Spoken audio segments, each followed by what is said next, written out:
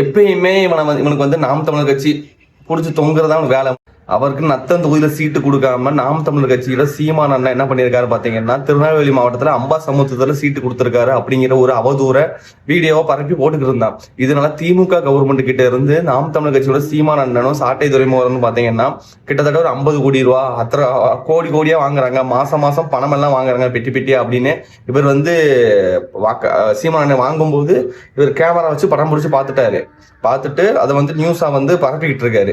டிவிகேவோட அடிமை, ஏடிஎம்கே பிஜேபியோட கொத்தடிமை. ஏடிஎம்கே பிஜேபி பத்தி பேசின இவன் ஏதாவது வீடியோ பேசியிருக்கானா?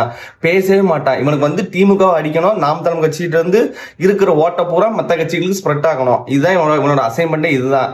இதனாலதான் இவனுக்கு வந்து நிறைய காசு கொடுத்து பிஜேபி நாய்க்கு போடுற சோறு மாதிரி கொடுத்து இந்த நாயை வளர்த்துக்கிட்டு இருக்கு. மரியாதை கொடுக்கறவனுக்கு மரியாதை கொடுத்து பேசலாம், மரியாதை கொடுக்காதவனுக்கு கூட மரியாதை கொடுத்து பேசலாம். ஆனா இது ஒன்றும் நடக்காதது. அதாவது அவதூறுகளை பரப்புறவனுக்கு எந்த காலத்திலையும் மரியாதை கொடுக்கறது என் கொள்கையிலும் கிடையாது, எந்த இதுலையும் கிடையாது. இந்த நெல்சன் நாய் என்ன பண்ணிருக்கான் பாத்தீங்கன்னா, இந்த மாதிரி திமுக கவர்மெண்ட் கிட்ட இருந்து நாம் தமிழ் கட்சி சீமான் அண்ணனும் சாட்டை துறைமுகனும் மாசம் பணம் வாங்குறாங்க, பெட்டி பெட்டியா குவிக்கிறாங்க, காசா அடுக்கி நல்ல ரிச்சா வாழ்றாங்க அப்படின்னு நெல்சன் வந்து இந்த வீணா போனவன் அவதூறு பரப்பிக்கிட்டு இருக்கிறேன். நான் பணம் வாங்குற மாதிரி ஒரு எவிடன்ஸ் இருக்குன்னு இந்த நாய் சொல்லியிருக்கான். அதான் நெல்சன் நாய் சொல்லியிருக்கான், பணம் வாங்குறதுக்கு உண்டான எவிடன்ஸ் என்கிட்ட இருக்கு அப்படின்னு. அந்த எவிடன்ஸை வெளிவிடுங்க அப்படின்னு சாட்டை துறைமுகம் சொல்லியிருக்காரு.